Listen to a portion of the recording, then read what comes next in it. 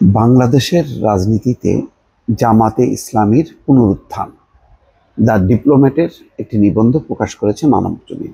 এই রিপোর্টের কিছু ভিত্তি আছে। এটা সত্য যে তাদের যেই জনপ্রিয়তাটা বেড়েছে, বিশেষ করে শেখ হাসিনার পতনের পর খুব দ্রুতভাবে সংগঠিতভাবে তারা সারা দেশে সাংগঠনিক কার্যক্রম চালিয়েছে বাধাহীনভাবে, যেটা শেখ হাসিনার সময় একেবারে অসম্ভব ছিল। শেখ হাসিনার সময়ও দলটি ভেঙে পড়েনি, তারা ভেতরে ভেতরে সংগঠিত হয়েছে।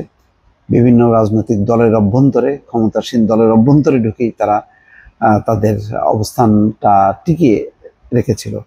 ফলে যেই মাত্র শেখ হাসিনা পতন হলো, সাথে সাথেই তারা স্বরূপে আবির্ভূত হলো এবং তারা তাদের এই 15 বছরে এত নির্যাতন, নিপীড়ন এবং চাপের মধ্যেও খুবই সাংগঠনিকভাবে সুশৃঙ্খল, যেহেতু ক্যাডার ভিত্তিক একটা দল, সুতরাং তারা তাদের ঐক্যটা বজায় রাখার কারণে তারা শেষ পর্যন্ত যথেষ্ট পরিমাণ ভালো করতে পেরেছে।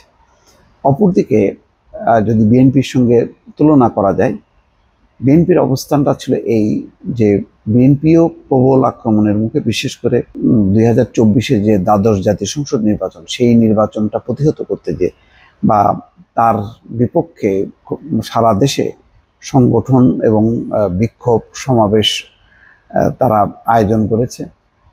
সেইটা করতে যে দলগতভাবে আরও নির্যাতন, নিপীড়নের এবং ব্যাপক ধরপাকড়ের মধ্যে দলের সাংগঠনিক অবস্থা একেবারে নড়বড়ে হয়ে যায়। তার মধ্যে দলের মূল নেতা বেগম খালেদা জিয়া গৃহবন্দী ছিলেন, আর তারেক রহমান লন্ডনে অবস্থান করছেন। ফলে নেতৃত্বের একটা দুর্বলতা ভয়ঙ্করভাবে প্রকাশিত হয় এবং শেখ হাসিনা পতনের পরবর্তী সময়ে দখলদাররা, বিশেষ করে আওয়ামী লীগের দখলবাজরা, তারা বিএনপির ভেতরে ঢুকে পড়ে অথবা বিএনপির তৃণমূলের যেই নেতাকর্মীরা আছে তাদেরকে সংগঠিত করে, অর্থাৎ ক্ষমতার হাত বদল বা এক দুর্নীতির হাত বদল, দখলবাজির হাত বদল হয়েছে। এর ফলে দল মারাত্মকভাবে দুর্নামের সম্মুখীন হয়েছে।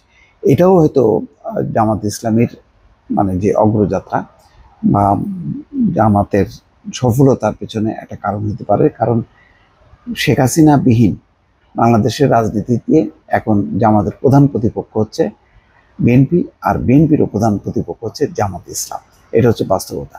সেখানে জামাত একেবারে তৃণমূল থেকে শুরু করে কেন্দ্রীয় পর্যায়ে যেভাবে সাংগঠনিক শৃঙ্খলা এবং তারা চেইন অফ কমান্ড মেনে যেভাবে রাজনীতিটা করেছে, তার বিপরীতে কিন্তু বিএনপি করতে পারেনি।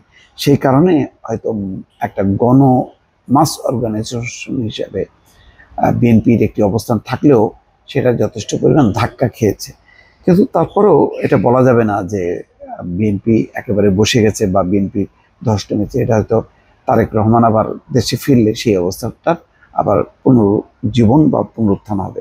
এখানে লম্বা তারা বিভিন্ন রকম যুক্তি দিয়েছে, তাদের ঐতিহাসিক কিছু প্রেক্ষাপট তুলে ধরেছে, কিন্তু বাস্তবতা হলো এই যে অন্য কিছু না, জামাত ইসলাম তার পূর্ণ সাংগঠনিক ক্ষমতাটা ব্যবহার করেছে এবং দলের শৃঙ্খলাটা রক্ষা করেছে। তুলনামূলকভাবে বিএনপির বিরুদ্ধে সংগঠিতভাবে অপপ্রচার করার কারণে তারা যথেষ্ট পরিমাণ একটা ভিত্তি তৈরি করেছে। এখন পিআর নিয়েও তাদের যেই পিআর পদ্ধতিতে নির্বাচন করার পেছনেও যুক্তিটা হলো এই যে তারা যেহেতু বিপুল ভোট পাবে কিন্তু আবার জয়ী হবে না, সেই ভোটের সংখ্যা অনুযায়ী তারা আসন চায়।